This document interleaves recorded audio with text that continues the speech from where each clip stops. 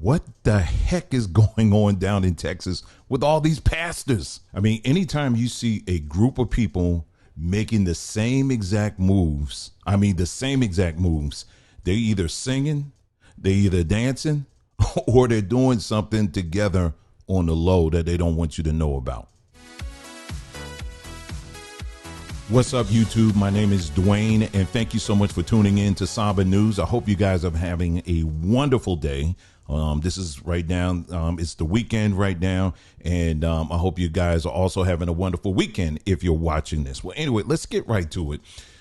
Y'all, I have been, my timeline or whatever, and then I get a text message yesterday, again, another pastor down in Texas that is, that he has to step down, for some sin that nobody, they don't know about, but I know about it. And, and I'm not going to tell anybody else about it, but just know that this thing must be really, really bad that I'm going to step down.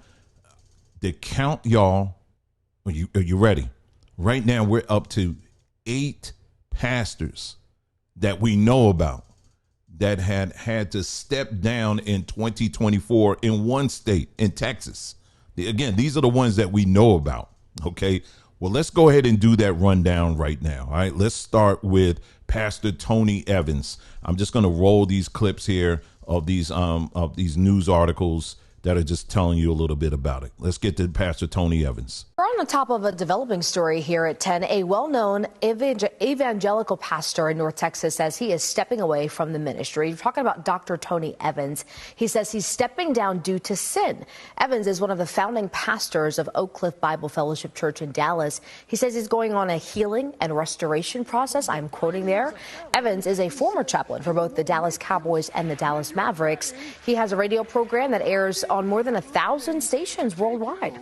All right, now let's get to Pastor Robert Morris. New insight tonight into communication between the attorneys for Gateway Church founder and their senior pastor, Robert Morris, and Cindy Clemishire. Now, as we've reported for you before, Clemishire claims that Morris sexually assaulted her as she was a child back in the 80s. Morris, as you know, resigned from the church. All right, Pastor Tony Karoda. Its first service since an associate pastor was removed for what they are calling moral failure. This has been a hard week for us as a Stonebriar family. We recognize it's been a significant challenge with the news that we sent out to everybody. Members of Stonebriar Community Church took a moment to address the firing of Tony Karoda. He worked at the church for more than 17 years, and in a memo that went out last week, it stated his sin, quote, disqualified him from serving. The church has not given any details on what those sins entailed, and they also did not offer any new information during yesterday's service. Pastor Kimtal Glasgow. More upheaval at the Gateway Church. This time, Executive Pastor Kimtal Glasgow is out. It is so good to be here. And can I just tell you, we are blessed. The church says elders fired him Monday after a decade of working at the megachurch. We were informed last week of a moral issue which we believe as elders disqualifies him from serving in the role that he had at Gateway. Pastor Byron Copeland. Tonight we've learned a second pastor has resigned from Cross Timbers Church in Argyle. Brian Copeland wrote a letter to the congregation telling them God is calling him to a new chapter in life. Nah, that sounds like you trying to avoid chapter 13. Copeland spent 2 decades at Gateway Church before coming to Cross Timbers. The lead pastor at Cross Timbers Church resigned earlier this month. Josiah Anthony stepped down over allegations he sent messages to multiple women that were, quote, sexual in nature. Pastor James Morris and his wife, which, remember, he is the son, in case you didn't know, of the first pastor or the second one, whichever one I mentioned, Robert Morris. So it's in the same house. Fallout continues this morning at Gateway Church. First, founding pastor Robert Morris has now resigned. Now his son and successor is stepping down. Yeah, Lacey Beasley joins us live from that mega church in Southlake. Lacey, this is all in the wake of the sexual abuse allegations against the former head pastor, who is Robert Morris. Yeah, that's right, Carmen and Madison. Morris resigned after a woman accused him of sexually assaulting her when she was 12 years old. Now his son and daughter-in-law are stepping down from their positions at Gateway Church. Now, elders say they made the decision collectively with James and Bridget Morris, and the two, quote, faithfully and honorably serve the congregation and community. They also say the independent investigation will continue into Robert Morris and the accusations against him. Earlier this week, our Andrea Lucia sat down for an extensive interview with Cindy Clemishire, who says Morris sexually abused her in the 80s. She described what happened to her in detail and denied ever requesting or receiving money for staying silent for decades. You can find that full interview at cbstexas.com. Now, a source within Gateway tells us the church does plan on posting a public apology to Cindy Clemishire this weekend. We'll be sure to keep a lookout out for that news. Carmen, Madison. All right, Lacey, thanks so much for that update. Pastor Robert Gos. This man is a well-known pastor in our community. He calls himself a mentor. Tonight, he is facing a serious sexual assault allegation, and police are asking anyone with additional information to come forward. The work of salvation ain't our work, it's his work. Hear me on this. Dr. Ronnie Goins is a popular preacher, twice published author, social media figure, father of 3. Today, he turned himself into the Tarrant County Jail after the Arlington Police Sex Crimes Unit obtained 2 warrants for his arrest. Police will only say last month a woman made a, quote, outcry, which was reported to the department. Detectives opened an investigation into Goins and, in consultation with the DA's office, moved forward with criminal charges. He faces 1 count of sexual assault and another count of indecent assault. Goins is the founding pastor, the lead pastor of Koinonia Church in Arlington, according to the church website. He's well known online and in his community, with popular social media pages and a podcast. He's also a former member of the Arlington Police Department's Arlington Clergy and Police Partnership Program, and he previously served on the City of Arlington's Unity Council, created in 2020 with the goal of building better equality in the city. The City of Arlington declined to provide a statement on Goins' arrest. The police department said it could not provide any more details. Meanwhile, Koinonia Church did not respond to any of our requests for comment. And of course, there are still a lot of questions tonight. All we know is that this woman came forward with her allegation of sexual assault. We don't actually know any of the details surrounding it. We will be sure to update you as we learn more on this developing story. Reporting here in Arlington, I'm Sydney Persing. Pastor Josiah Anthony, and let me just add this, he is also part of the Cross Timbers Church as well. So we got 2 sets of pastors here where they are parted under the same ministry, but there you go. Another North Texas pastor just resigned from another North Texas church. This time it happened at Cross Timbers Church in Argyle. It is the latest in a string of incidents involving local pastors. Our Matt Houston spent the day digging for answers. In this room, there's a lot of sadness and shock, isn't there? In a live-streamed sermon that's been taken down, Cross Timbers church leaders told their congregation they'd accepted Pastor Josiah Anthony's resignation. He'd been in a long struggle with his emotional and mental health, they said. Throughout this struggle, some of Josiah's decisions and actions were inappropriate and hurtful to current and former members of the CT family and staff. The elders said Anthony was not forthcoming and transparent, but did not explain what actually happened. Anthony did not comment when WFAA reached him Sunday. I'm grateful the Lord is near to the brokenhearted. Now, remember when I had brought up some time ago about Tony Evans when that whole story came out. Again, I had some people that got a little bit upset with that, the fact that I was bringing it out and talking about how these details in some of these stories of these other pastors that we just mentioned, they're not really telling any details. And people are saying, well, you shouldn't, it's not your business. It's not your business. Who are you to ask and all of that, right? But now, since Tony Evans, we've got all these other pastors that are coming out and have been following suit and not telling anything. Now, for those that will say, well, it's not your business, you shouldn't, why are you asking? You on YouTube and see this is how stuff gets out and all this other stuff. Let me remind you that these pastors are also on YouTube. And they're not just on YouTube, they're on YouTube asking for money from the public. So we are part of the public, and so the public has questions. Now, if you are part of the big tent, if you're in that big tent, in the big top tent, the rules may be a little bit different for you, where you don't ask any questions or whatever. But that tent it doesn't extend out to YouTube land. Out here in YouTube land, you got real people who have real questions about this stuff. This is not meant to tear anybody down at all. It's about getting to the truth, and that's what we're about here.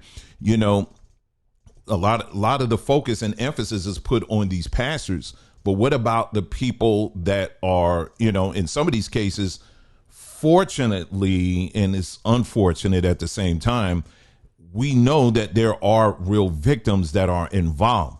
But what about these other situations where the pastor just said, well, I ain't going to really say nothing. I ain't going to tell you. That's between me and God, and, and all this stuff. And it's like, well, it's not necessary. Did you cause an offense against God, or did you cause an offense against that little girl or the little boy or the man or whatever it is that you're into? Do you understand what I'm saying? So here's the bigger story for me is this. It's because what it does, it sets a precedent, as we saw in the case with Tony Evans. It set a precedent. Tony Evans is a pastor that is very well respected and has done, I'm sure, not a lot of number of wonderful things in Texas, and that's good.